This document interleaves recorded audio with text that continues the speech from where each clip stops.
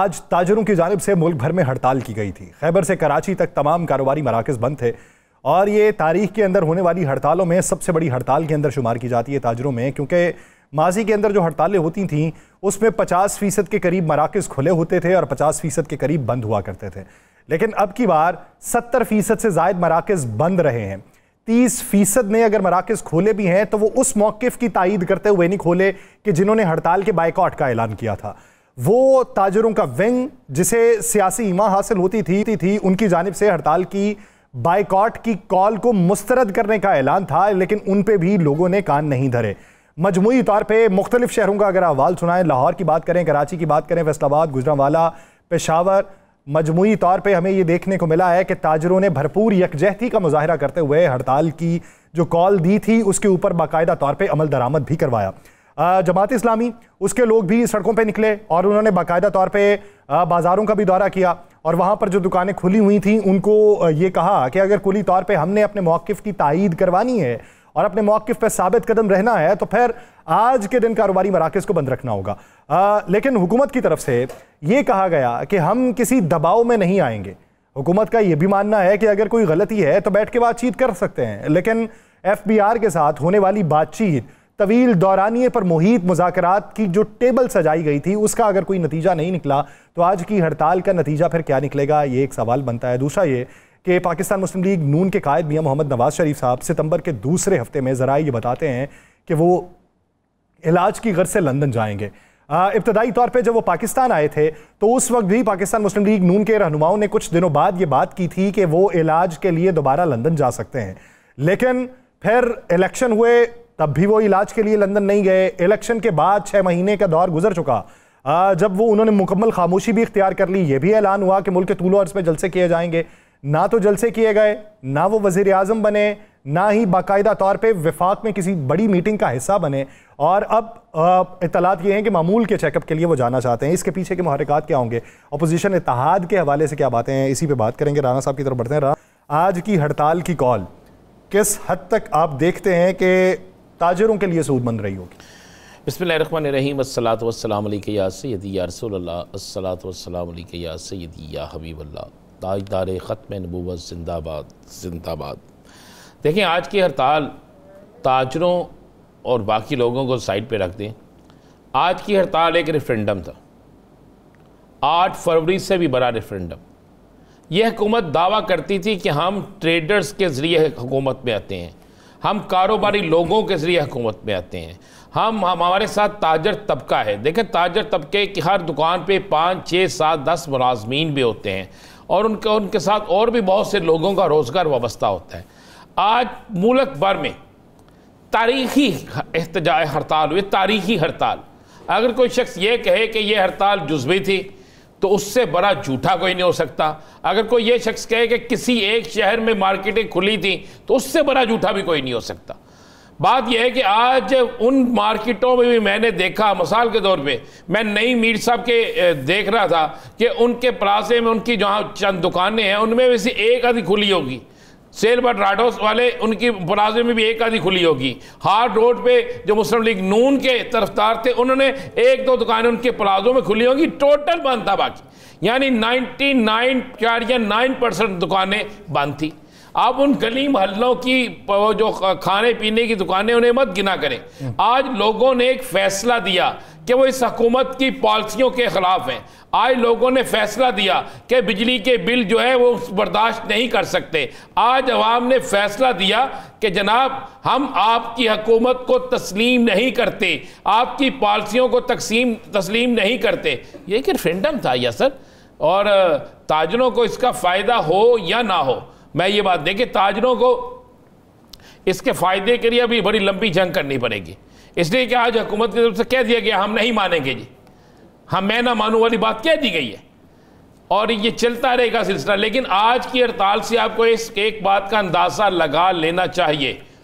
जो बहुत से लोग एक बात कहते थे कि जनाब फलां सूबा नहीं निकलेगा, फलां सूबे में एहतजाज नहीं हो सकता, आप भी कहते थे, मैं भी कहता था, लेकिन आज ये बात साबित हो गई है कि सबसे ज़्यादा जो तालाबंदी थी, सबसे ज्यादा जो शटर डाउन था वो पंजाब में था यासर जी।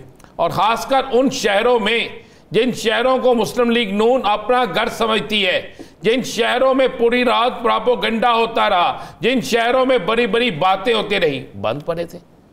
अकबरी मंडी बंद पड़ा था, अंदरून शहर बंद पड़ा था। भाई ये मियाँ बरादरान की हल्की है ना। उसके बाद हार रोड बंद पड़ा था, मियाँ साहब का हल्का है। बीडन रोड बंद पड़ा था, मार रोड बंद पड़ा था, टेम्पल रोड बंद पड़ा था, फिरोजपुर रोड बंद पड़ा था। कौन सा आप एरिया लेते हैं, एम मालम रोड बंद पड़ा था, औरीका बंद पड़ा था, लिबर्टी बंद था, फीस सेंटर बंद था, आप जेड रोड बंद था। इसी तरह आप शेखुपुरा में चले, किस शहर में आप बात करते हैं, कहाँ पे नहीं। अच्छा, लोग इस तरह लगता था जैसे इंतजार में हैं। लोग अपना अंदर का गुबार निकालना चाहते थे, लोग एक मैसेज देना चाहते थे, लोग एक पैगाम देना चाहते थे कि लो जी असी बड़े गुस्से च जे। सब कैसी कैफियत होगी कि जब हालात भी ठीक नहीं गुजर रहे, माली बोझ भी आपके ऊपर पड़ा हुआ है, और उस सब के बावजूद आप अपनी दिहाड़ी मार के आप एहतजाज पे जाएं, ये कितनी बड़ी कैफियत होती है। सर ये देखें, जब उन्हें पता है कि मेरा बच्चा स्कूल नहीं जा रहा है इसलिए कि ये बिजली का बिल बहुत ज़्यादा आता है, या तो बिजली का बिल अदा करो तो यहाँ बच्चे को स्कूल भेजो।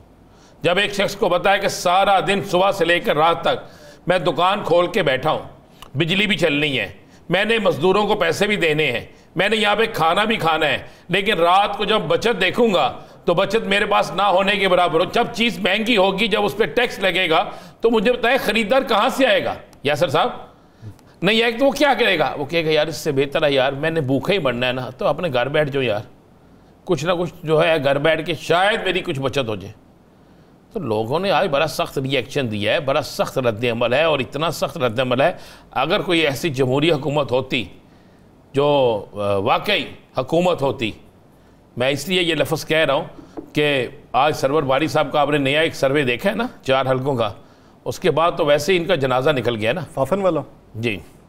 तो ये सारी चीज़ें जब आपके सामने आएंगी ना, आती हैं, ये सारी चीज़ें क्लियर होती हैं, तो एक चीज़ तो बहुत वाज़े होगी यासर साहब कि आज रेफरेंडम था, रेफरेंडम में अवाम ने इनको मुस्तरद कर दिया।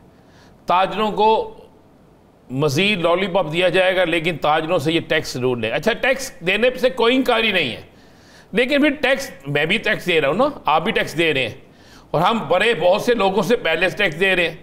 अगर आपने टैक्स लेना तो फिर टैक्स एक ले लेना यार, 40 टैक्सों की आपने लिस्ट बना के रख दी है।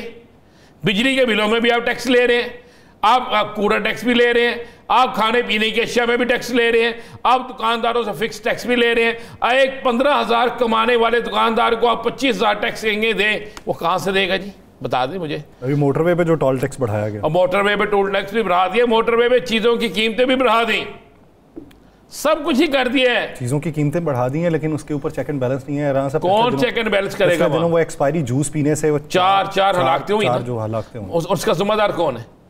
उसका जिम्मेदार उन लोगों को होना चाहिए था जिनको चेक करने की जिम्मेदारी दी गई थी। 2 छोटे बच्चे थे, ठीक है, उसका होना चाहिए था ना। इस पे कत्ल का मुकदमा उस बेचने वाले पे और उसको चेक करने वाले पे, इन दोनों पे होना चाहिए था, लेकिन नहीं हुआ। हाँ, इसलिए नहीं हुआ कि यहाँ पर कोई चेक एंड बैलेंस है नहीं। यहाँ पे एक ही काम है कि जाकर बस आप एक सियासी जमात को आपने खुड्डे लाइन लगाना है, आपने सियासी मुखालफिन जो है उन पर तनकीद करनी है, आपने सियासी मुखालफिन के ख़िलाफ़ सारा कुछ करना है। इसके अलावा आपके पास है क्या? कोई एक ऐसा मंसूबा बता दे जिसमें आप ये कह दें कि जनाब ये मंसूबा हमने इतने अरसे में पाए तकमील तक पहुँचा दी है। हाँ, एक मंसूबा इन्होंने बचाया यासर साहब, इसने अवाम को भूखा, अवाम को तड़पता हुआ करने का जो वादा वो पूरा कर दिया। अवाम भूख से मर रही है, तड़प रही है, बिजली के बिल अदा नहीं कर रहे, ये सारी चीज़ें जो हैं वो इन्होंने की हैं, और उस पर ये वैसे भी मेरे ख्याल से PhD कर चुके हैं, और उसमें इनकी माहराना राय जो है वो भी शामिल है, सारा कुछ है। तो अब क्या करेंगे यासर साहब? आज मैंने एक बड़े सीनियर मुस्लिम लीगी से पूछा, जब मैंने मियाँ साहब की वतन से रवानगी, तो मैं उन्होंने कहा यार इलाज कराने जा रहे हैं, उनका चेकअप होना है। मैंने कहा यार इस मुल्क में सबसे ज़्यादा इक़्तिदार आपका रहा, इस मुल्क में सबसे ज़्यादा वक्त आप लोगों ने गुजारा, अब भी इक़्तिदार आपका है। तो मैं कहा यार मैं फिर एक पंजाबी का फ़िक्र है, वो मैं अदा या TV पे तो नहीं कर सकता, उनके सामने मैंने अदा कर दिया था, मैं कहा फिर वो ही हो कि अगर आप एक ऐसा अस्पताल नहीं बना सके कि जिस अस्पताल में आप अपने लीडर का इलाज कर सकें, आप एक डॉक्टर ऐसा नहीं ला सके जो आपके लीडर का यहाँ पे डॉक्टर हैं, अस्पताल है, हम ये कि आप कहें कि आपका लीडर है जो है वो किसी एक ऐसे अस्पताल डॉक्टर को पसंद नहीं कर सकता तो यहाँ पे हो, क्योंकि उनको आबो हवा किसी और जगह की चाहिए। यासिर साहब, अब वो इनके सियासी मुखालिफिन आप जिस तरह कह रहे हैं कि वतन मैं सियासी मुखालिफिन नहीं हूँ, आप जानबूझ के ना बीच में से निकाल के बात ना लगाया करें, मैं सच्ची बात करता हूँ।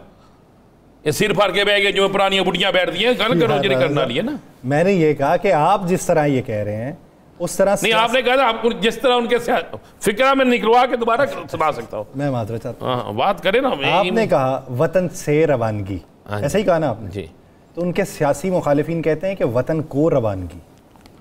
देखिए मैं इसलिए ये नहीं कह सकता, मैं कहूँगा तो आप चाय का कप मेरी तरफ फेंक देंगे यार नहीं, मुझे समझ नहीं ना आती, मुझे डर लगता है। मैं तेरा शिद्दत पसंद नहीं हूँ। नहीं, शिद्दत पसंद सभी आ गए हैं आप उनकी मोहब्बत में इतने आगे निकल गए हैं। शुक्र है आज आपने ये नहीं कहा कि हड़ताल नाकाम हो गई है।